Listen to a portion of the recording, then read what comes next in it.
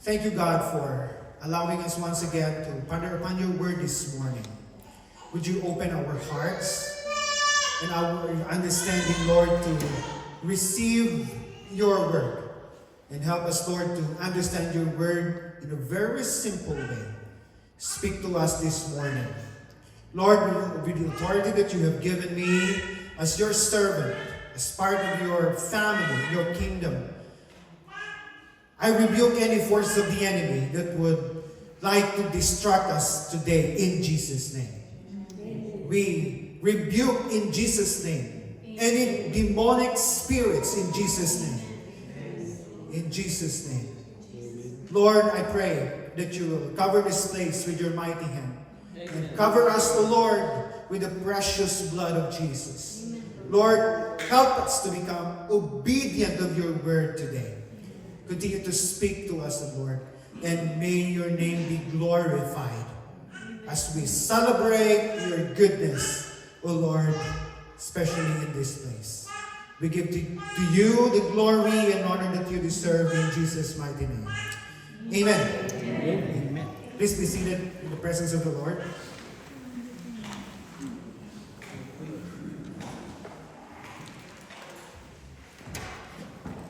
There was a young woman who wanted to go to college, and during her application, binigyan siya ng application form that asked, "Are you a leader?"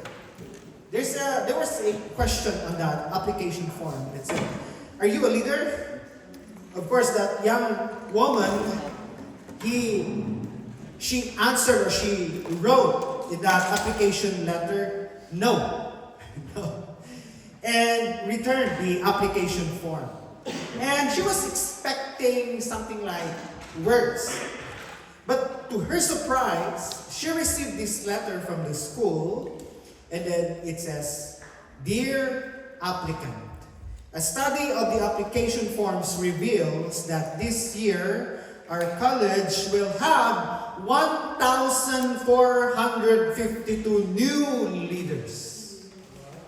And we are accepting your application because we feel that it is imperative that they have at least one follower." In our lives, in our Christian journey, we wanted to lead, right? We always want to lead in various roles and ways in our lives. But sometimes we become so focused on leadership that we forget our first responsibility is to be a follower of Jesus Christ. Amen? The first command that he gave to his disciples was to follow him. And it is the same true to all of us. There is no way to be a successful, victorious Christian without first walking into or in the footsteps of Jesus. The title of our message this morning is The Value of Following Jesus. We have read our scripture from the book of Mark, chapter 9, verses 30 to 50. The value of following Jesus, meaning it is gaining a life with meaning and purpose, transformed into Christ likeness, living with God in obedience to Him, and receiving eternal hope far greater than anything we leave behind. If we try to look at the narrative of Mark, of course, Jesus' life and his ministry exemplified in a different angles, right?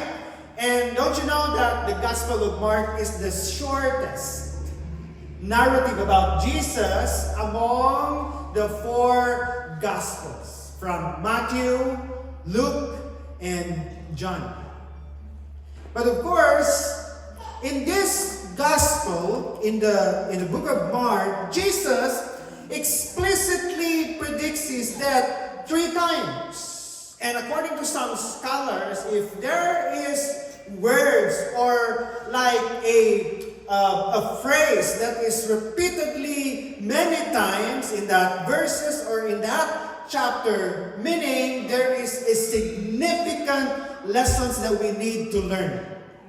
There is a significant teaching that God wanted us to see. And Jesus' prediction about his death, we could find it in chapters 8, chapters 9, and chapters 10. And during this time, Jesus with his disciples, he always said this phrase, his prediction, the things that would happen to him later as they will continue to follow him, to follow Jesus. It is the only way we could see in this Gospel of Mark that the promised redemption of human race will be fulfilled when Jesus talks about his death. And at first, we studied and we have read that in chapter 9, verse 32, the disciples, they don't understand this at first. They don't understand when Jesus talked about his death, that he will suffer, he will die, and in 3 days, he will rise again. But Jesus, as we look into these verses, taught them in a different approach when it comes to the fulfillment of God's promises. Meaning to say, Jesus flipped their worldview ideas or worldview concepts about the coming of the Messiah, about the redemption of God to human race. And this is the clearest way of understanding the real meaning of the gospel. By the way, let me ask you, what is the gospel? The word of God. Let me tell you this, that the gospel is about Jesus who lived, died, he was buried, and in 3 days, he rose again. Paul confirmed it in the book of 1 Corinthians 15, 3-4. And that is the gospel, that Jesus came into this world, he lived, suffered, died, he was buried, and on the 3rd day, he rose again. Remember that? That when someone, we're going to ask you, what is the gospel that you believe in? Then we could answer that question. And brothers and sisters, if you truly believe that the gospel, if you truly believe about the gospel of Christ, then we can really follow his will and obey Jesus in this life. In other words, we value being an obedient follower of Christ. And please hear me on this. There are lots of Christians that wanted to become a follower of Jesus, but they are not ready to obey. I'd like to say that again. There are a lot of Christians that they wanted to follow or wanted to become a follower of Jesus, but they are not ready to obey. And here's the thing. The value of following Jesus Christ is no other than obedience. Do you believe in that? The Holy Spirit's conviction for me, brethren, that the value of following Jesus is obedience. It is reflected how we do ministry, how we do missions, how we do win people to Christ. Jesus' complete obedience to his Father's will is a great example of how a true follower looks like. When we say that we follow the Lord, when we say that we are followers of Jesus Christ, then obedience is not an issue anymore. Obedience is not an issue anymore. Meaning to say, let's take it seriously when it comes to obedience to Christ. When I ask this question, are you a follower of Christ? You will answer it directly if you really obey the Lord. But if you are hesitant to obey the Lord, then don't call yourself a follower of Christ. Let me tell you that. Many to say, if we want spiritual growth, then don't be like just a follower of Christ. Obey Jesus. If we want that this church will grow in numbers, obey, not just a follower of Christ. If we want success in this life, let's obey the Lord. And if we want to see changes in our lives, in our families, even in our ministry, then obey. Please say this to your seatmate. Obey the Lord. Again and again, if we want to become a true follower of Christ, obedience is the key. Obedience is the key. So this is what Jesus taught his disciples.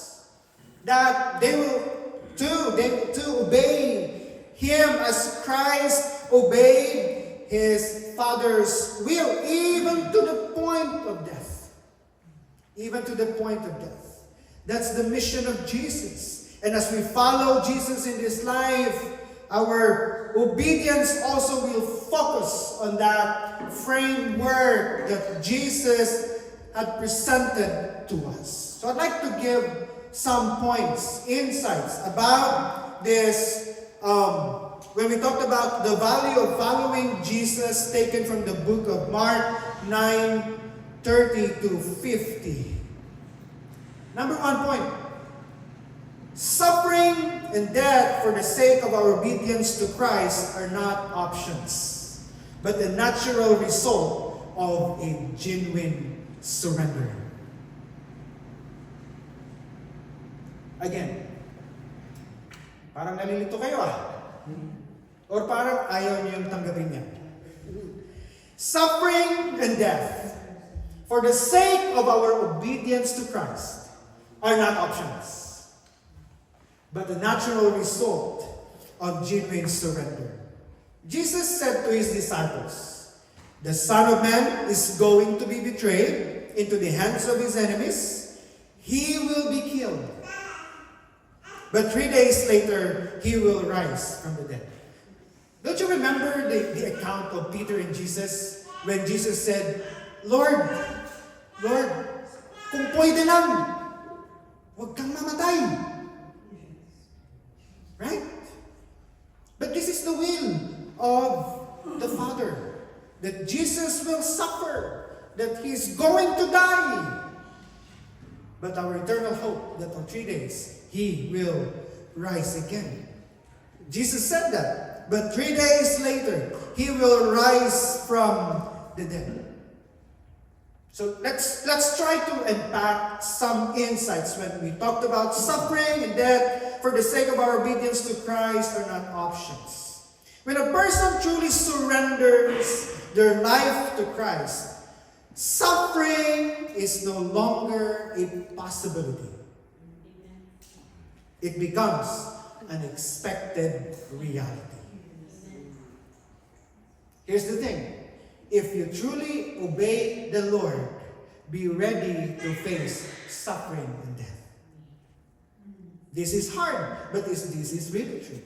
As we follow the Lord, as we obey Him. Jesus never presented discipleship as a safe or convenient choice. It's not about comfort, being a Christian.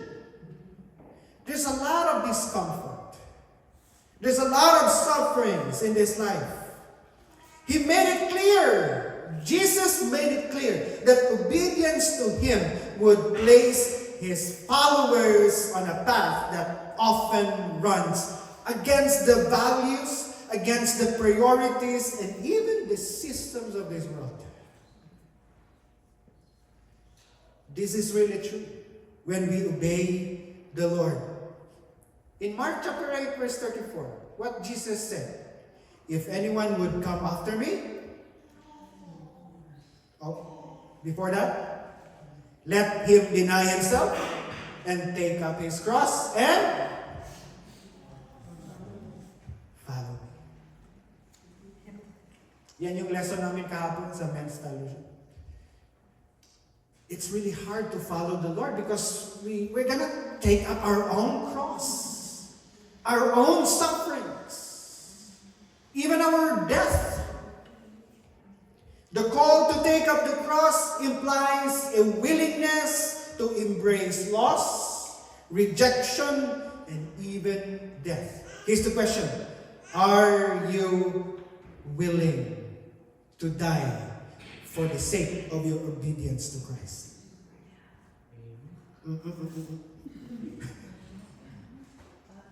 Kayo lang.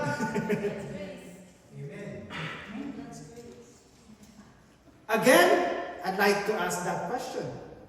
Are you willing to die for the sake of your obedience to Christ? Amen. Amen. Praise the Lord. Yes. Woo!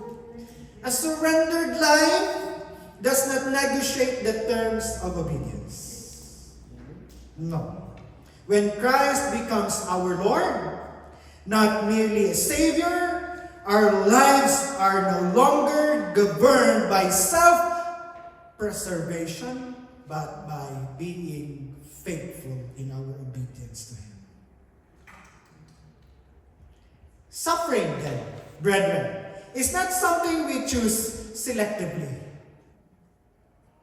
No, it naturally accompanies obedience in a broken world that resists God's reign.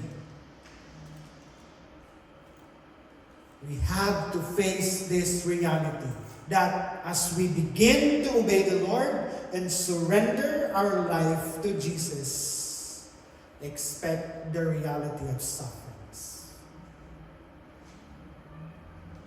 According to 2 Timothy chapter 3, verse 12. In fact, everyone who wants to live a godly life in Christ Jesus will be. That's part of our sufferings. It's being part of our sufferings. We will really face persecution.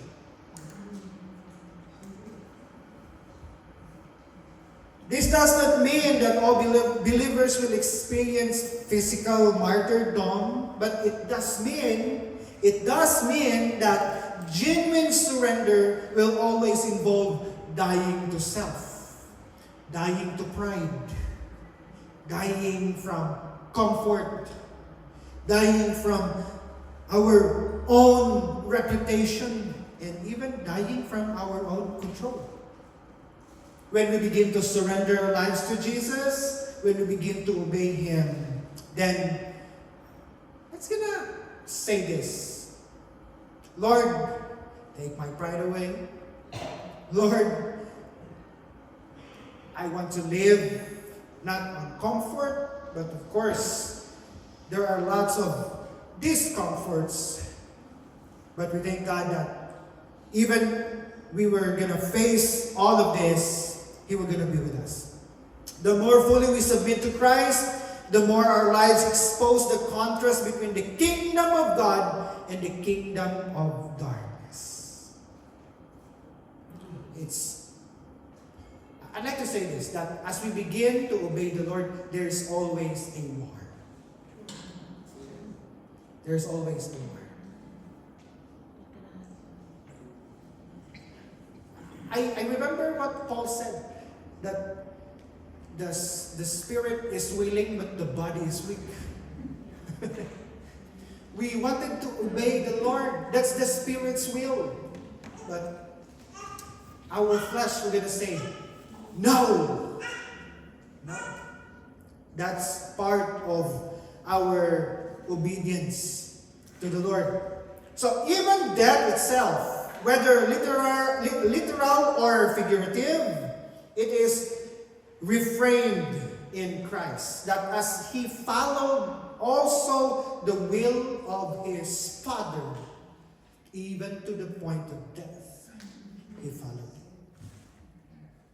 Do you remember when Jesus prayed at Gethsemane, the Garden of Gethsemane? Lord, kung pwede pa lang, Ama, kung pwede lang, sana. But your will be done. This is God's will for all of us. That as we obey the Lord and follow His will, sufferings and death are realities in this life. We're going to face this. We're going to face this. What Paul said in Galatians 2:20, I have been crucified with Christ. Can we read it together? Ready, go. I have been crucified with Christ, and I no longer live, but Christ lives in me. Meaning, suffering and death are not extraordinary acts of heroism reserved for a few, but the ordinary marks of authentic discipleship. If we are truly disciples and obedient followers of Christ, then we will face challenges, sufferings, even to the point of death as we follow the Lord for the sake of our obedience to Christ. So they are the visible evidence that a life has truly been surrendered, no longer lived for self, but living holy for Christ. Are you afraid to die? No. Are you sure? Yeah. What does the Bible say about this? According to Luke chapter 12, 4-7, dear friends, don't be afraid of those who want to kill your body. They cannot do any more to you after that. But I'll tell you whom to fear. Fear God, who has the power to kill you and then throw you into hell. Yes, He's the one to fear. But for us, believers of the Lord Jesus Christ, followers of the Lord Jesus Christ, obedient followers of Jesus Christ, we are willing, by God's grace, that even to the point of death, for the sake of our obedience to Christ, we will follow God's will. That's the number one point. Secondly, greatness and power are not the basis of our position in Christ. Serving the interest of others is. Let us keep reading in chapter 9, verses 33-37. After they arrived at Capernaum and settled in a house, Jesus asked the disciples, "What were you discussing out on the road?" While they were walking, they were discussing. But they didn't answer because they had been arguing about which of them was the greatest. Maybe each of them are saying, ako yung una. Ako yung pinaka-great na disciple. Jesus sat down, called the 12 disciples over to him and said, "Whoever wants to be first must take last place and be the servant of everyone else." In verse 36, then he put a little child among them.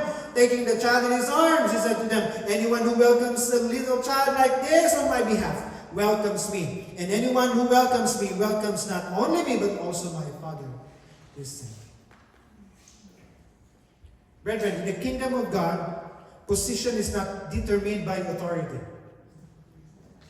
It's not determined by influence. It's not even determined by personal achievement. It is determined by self-giving service. Self-giving service. Jesus directly overturned the world's definition of greatness by redefining it through humility and sacrifice. Humility and sacrifice. Please remember that. That as we obey the Lord and follow God's will, then our definition of greatness, it is by humility and sacrifice. In Mark 10:45, "For even the Son of Man did not come to be served, but to serve and to give his life as a ransom for many." In this Christian journey of ours.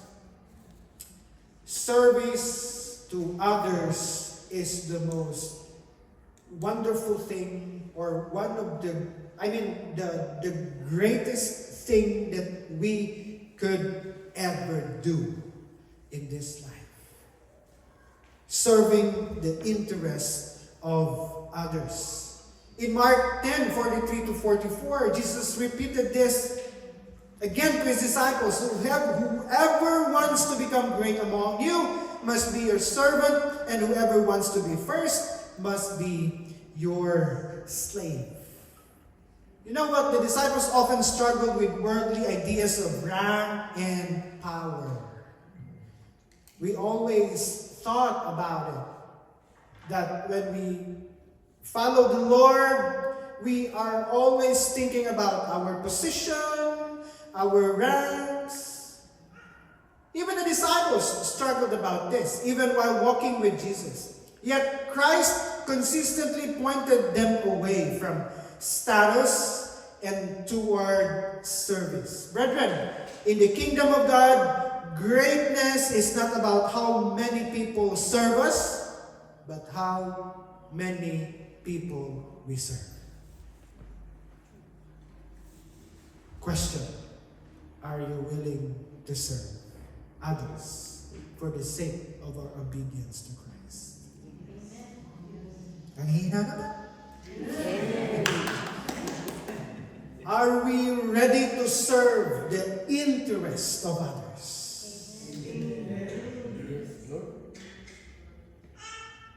Jesus did not merely teach this principle to his disciples. He embodied it. He exemplified it to his disciples. You remember the time when Jesus washed the feet of his disciples?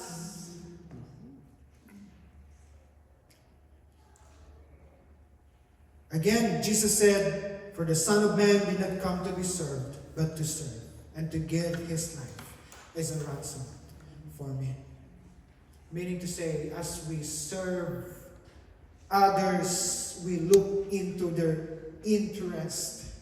We look into the needs as we serve them for the sake of our obedience to Christ.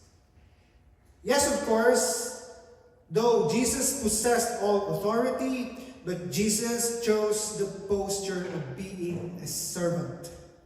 Of being a servant. He washed the feet of his disciples, touched the outcast, welcomed children, and ultimately, he gave his life to all of us who do not deserve. We don't deserve God's grace, but Jesus gave his life for us. This reveals that true power in God's kingdom is expressed through love and self-emptying, not domination. In the kingdom of God, we are not superior. We are all servants of Christ. Say this to your seatmate. You are not superior. You are servant of Christ. You are not superior. Baka sabihin ng mga asawa, ako ang superior sa bahay. No. So our position in Christ, therefore, is not secured by visibility, by titles, or leadership roles. It is shaped by a heart that reflects Christ's concern for others. That's the true meaning of discipleship or leadership in the kingdom of God. In Philippians 2, 3-4, do nothing out of selfish ambition or vain conceit. Rather, in humility, value others above yourselves, not looking to your own interests, but each of you to the interests of others. Nako, napakahirap yan. Serving others does not diminish our standing before God. No, it's not. It reveals it. When we put the needs of others ahead of our own, we participate in the very life of Christ. Kingdom greatness, brethren, flows from obedience and love, not self-promotion. Not self-promotion. Ultimately, in Christ, the lowest place becomes the highest honor. Matthew 23, verse 12. Whoever humbles himself will be exalted. Humility and sacrifice, service for others. Third point. Spiritual pride and Christian exclusivity are hindrances to promoting unity in the body of Christ. Let's keep reading. In verse 38, John said to Jesus, "Teacher, we saw someone using your name to cast out demons, but we told him to stop because he wasn't in our group." "Don't stop him," Jesus said. "No one who performs a miracle in my name will soon be able to speak evil of me.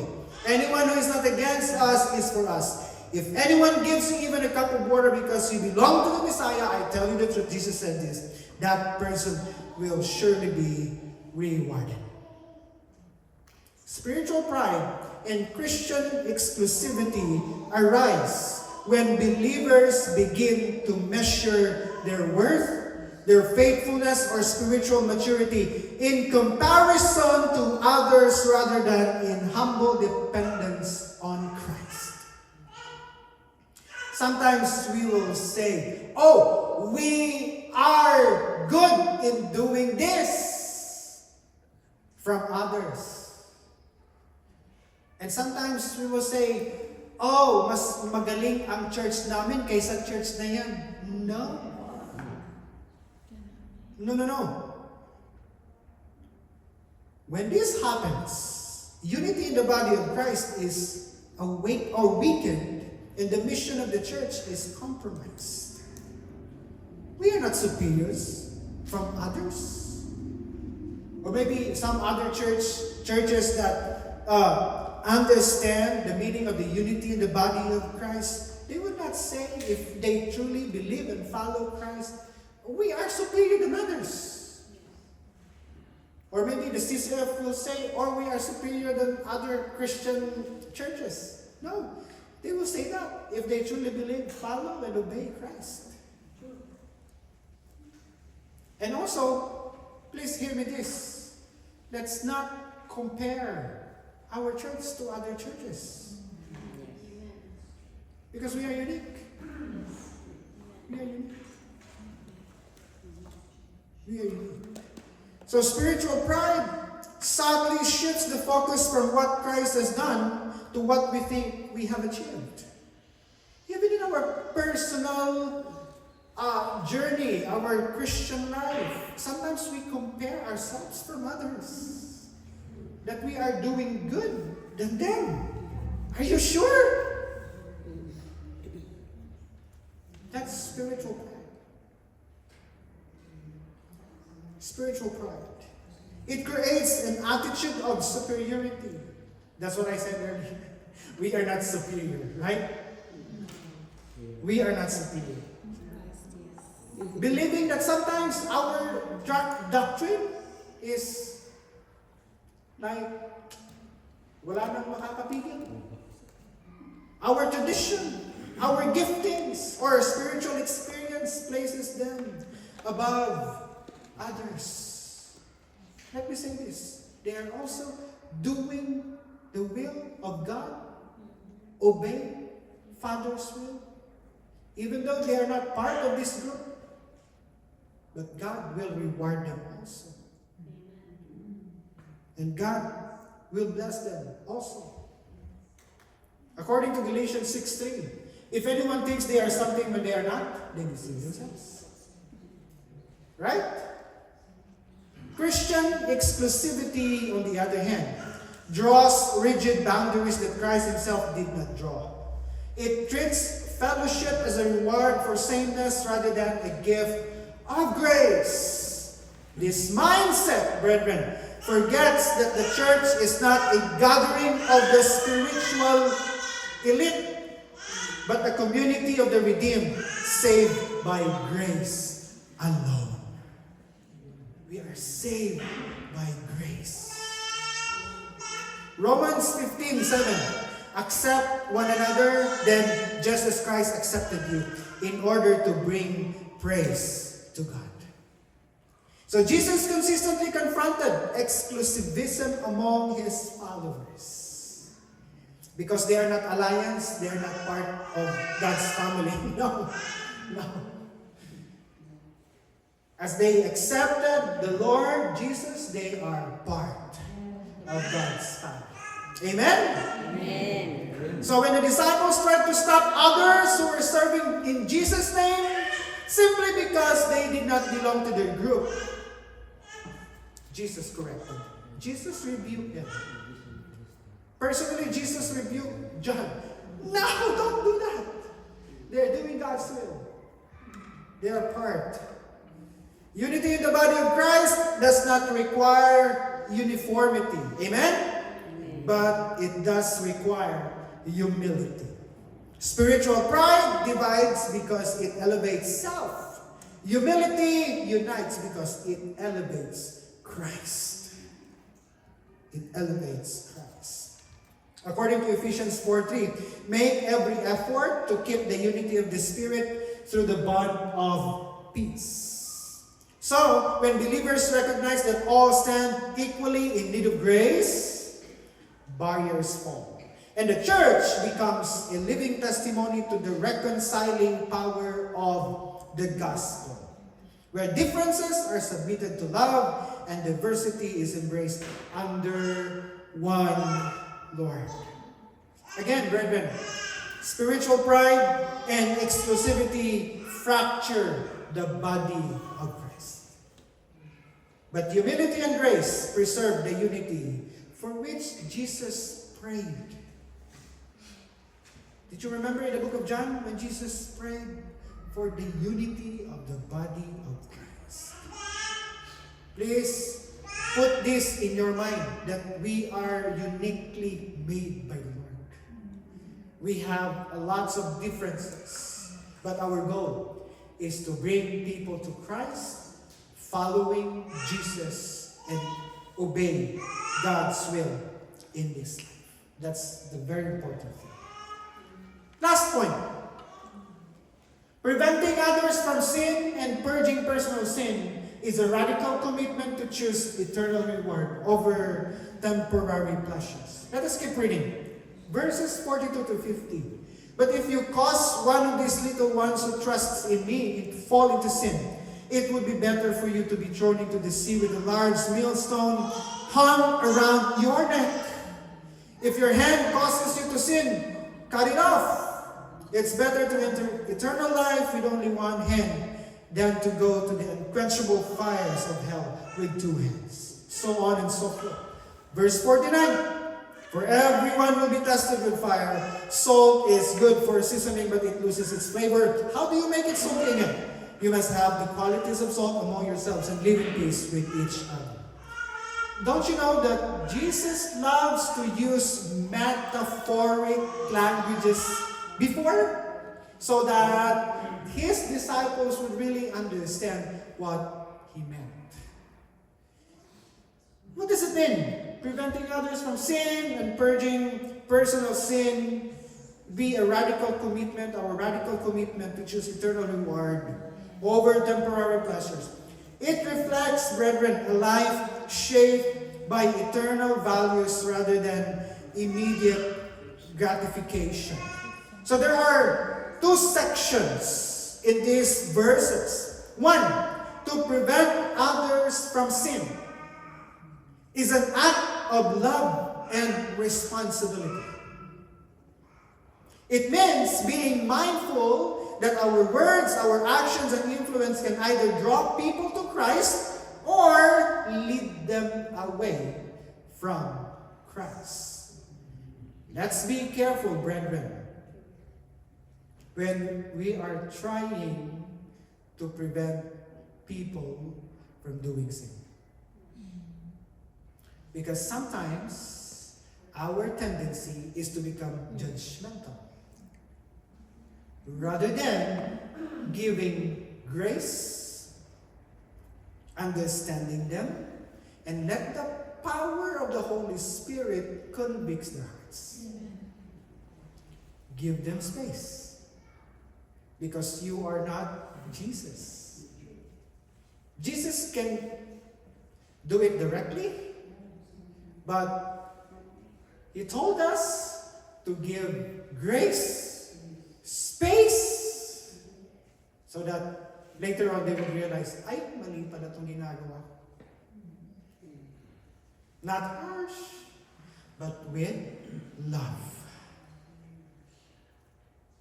Para bagang tatay. Right? But this is really hard. This is really hard. We choose to warn them, guide them, and lovingly correct them. Often costs comfort, popularity, even ease. But we show them the love of Christ with compassion. I heard this phrase from a pastor. When we rebuke someone, do it with truth and grace. Do it with truth and grace. I mean, let's do it with grace and compassion, showing them how valuable they are to God. That is why we are preventing them from doing sin, right? It must not be in a judgmental way of action, but with truth and grace. That's what I have said. Give them time, give them space until they would realize it's wrong. It takes time. It takes time because transformation is not overnight. It takes time. Let's go to the other section. Purging our personal sin. This is really hard. It requires intentional and sometimes painful decisions. Painful decisions. Sin often offers short-term pleasures, right? Relief or even satisfaction. But it ultimately damages our relationship with Christ. Radical commitment recognizes that following Christ involves removing whatever competes with His Lordship. Meaning, it involves our habits, our desires, or even wrong relationships that hinders our obedience to Christ. This willingness to let go reveals a heart that treasures eternal reward. Meaning, as we obey this, as we do this, we focus on the eternal reward that Christ has prepared for all of us. Meaning, let's become more sensitive to our personal sin than the sin of others. Do not look on the outward, but look on the inside. Deep within your hearts. We look within our hearts instead looking outwardly. Brethren, do not underestimate personal sin because it will destroy us and it will destroy people around you. Sin is a sin. Amen? Amen. Stop comparing it from others. Whom you think they have bigger sins than yours? Big or small sins that we have committed to the Lord is wickedness. It's a sin. But remember this. I'd like to remind all of this. I want you to reminded of this. Self-righteousness is also a sin. When we think of ourselves that, oh, I'm better than yours. I have little sins. No. Self-righteousness is also wickedness. Brethren, as we obey the Lord, as we follow the Lord's will, as we value of following Jesus, it requires this: repentance and holiness. Again, repentance and holiness. So purging our personal sin is stepping out to repent, turning away from sin, and follow the holiness of God. Together, these practices demonstrate an eternal perspective. They affirm that life with God, both now and forever, is of greater worth than any temporary pleasure the world can offer. If we practice repentance, if we practice holiness, then we could experience that eternal hope in Christ. Radical discipleship does not minimize sin. It confronts it with courage and grace, choosing holiness because Christ Himself is our greatest reward if we do this. Those who will choose holiness, heaven is your eternal place. Amen? Amen. In contrast, if you choose wickedness, you will be separated eternally from the presence of God in hell. Jesus is talking about this.